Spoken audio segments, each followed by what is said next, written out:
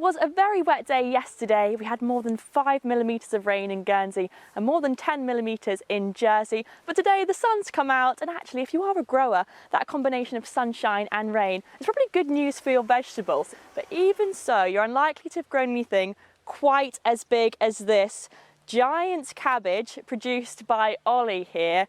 And Ollie, I'm here to ask you, how on earth have you grown a cabbage so big? It's funny that you say that. I planted this first thing in spring, sowed it in February, and I thought it was a completely different variety that would grow very quickly, turn into a small pointed cabbage that I could cut and sell as quick as possible. But lo and behold, it was something completely different. I should have planted at a different time of year. It never actually made a head, and therefore I didn't know what to do with it. I've left it here all summer long, and that's why it's got as big as it's got. An accidental giant cabbage. Well, it looks amazing. Is it something that you can eat? What's your plans for it now?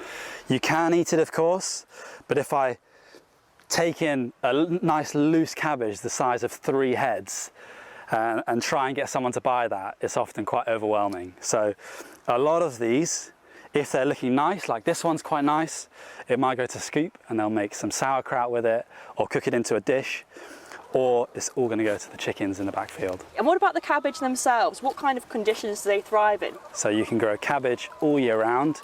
You just need to know which ones you're planting and therefore when to plant them to get what you want to get. So do they like sunshine or rain or a mixture? Oh, they like sunshine. Yeah, it won't tolerate the shade too much. They like sunshine. They will tolerate dry conditions. But if you do get sunshine, rain, like we've had this year, they'll do well as well. Well, the good news is we've got some lovely sunshine to come over the next few days, so good cabbage growing conditions. Let's get all your weather details now. Here's your full forecast. Well, what a change from yesterday. After a grey and wet start to our week, today we've had lots more in the way of sunshine, and actually the bright weather is set to stay. We've got some sunny conditions through tomorrow and through Thursday as well. Those showers clearing off, just a few lingering tonight, but actually looking dry from tomorrow, and the wind's fairly light as well, so feeling quite pleasant in the sunshine. Back to tonight then, yes, there are still a few showers around, but otherwise some clear periods and light winds with minimum temperatures tonight of around 10 and 11 degrees. Now tomorrow those showers will have cleared off, so it's going to be a dry day to come. There may well be a touch of low cloud in the morning, but that should be breaking up, so actually more in the way of sunshine and some bright spells once again by the time we get to the afternoon. Winds still light, coming from a southwesterly direction, so feeling quite pleasant outside with highs of 16 degrees. Let's get our times of high water then, between 11 and 11:30 in the morning, later on at around 11:30 p.m, and the sea temperature is now at 16.1 degrees. So moving ahead to later in the week, you can see on Thursday we've got southerly winds, quite blustery and strong, but bringing warmer air from the south.